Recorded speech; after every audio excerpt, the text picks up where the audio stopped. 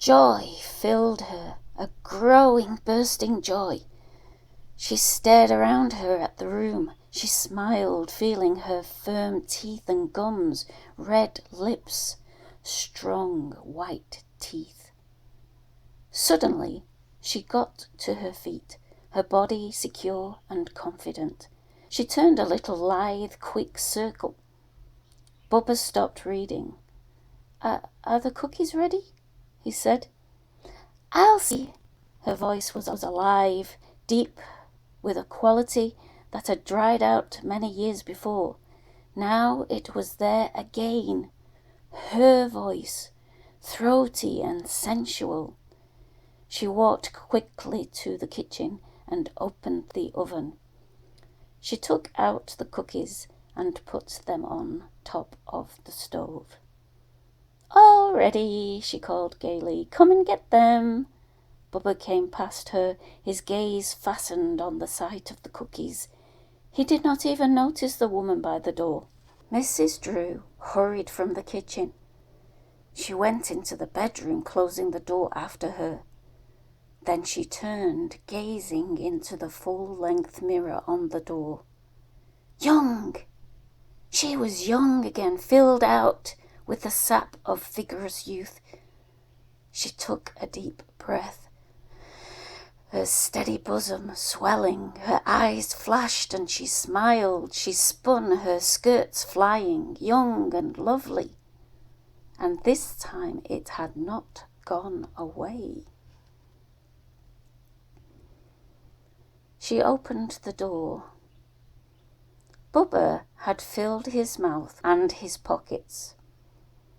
He was standing in the centre of the living room, his face fat and dull, a dead white. What's the matter? Mrs. Drew said. I'm going. All right, Bernard. And thanks for coming to read to me. She laid her hand on his shoulder. Perhaps I'll see you again sometime. My father, I know, she laughed gaily, opening the door for him.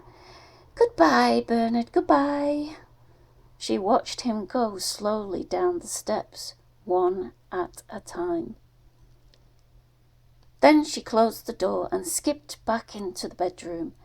She unfastened her dress and stepped out of it, the worn grey fabric suddenly distasteful to her. For a brief second she gazed at her full, rounded body, her hands on her hips. She laughed with excitement, turning a little, her eyes bright. What a wonderful body, bursting with life. A swelling breast, she touched herself. The flesh was firm. There was so much, so many things to do. She gazed about her, breathing quickly. So many things. She started the water running in the bathtub and then went to tie her hair up. The wind blew around him as he trudged home. It was late. The sun had set and the sky overhead was dark and cloudy. The wind that blew and nudged against him was cold, and it penetrated through his clothing, chilling him. The boy felt tired. His head ached, and he stopped every few minutes, rubbing his forehead and resting, his heart labouring. He left Elm Street and went up Pine Street. The wind screeched around him, pushing him from side to side. He shook his head, trying to clear it. How weary he was, how tired his arms and legs were. He felt the wind hammering at him, pushing and plucking at him. He took a breath and went on, his head down. At the corner he stopped, holding on to a lamppost. The sky was dark. The street lights were beginning to come on. At last he went on, walking as best he could. "Where is that boy?" May Searle said, going out on the porch for the 10th time. Ralph flicked on the light, and they stood together. "What an awful wind!" The wind whistled and lashed at the porch. The two of them looked up and down the dark street, but they could see nothing but a few newspapers and trash being blown along. "Let's go inside," Ralph said. "He sure is going to get a licking when he gets home." They sat down at the dinner table. Presently May put down her fork. "Listen! Do you hear something?" Ralph listened. Outside against the front door there was a faint sound, a tapping sound. He stood up.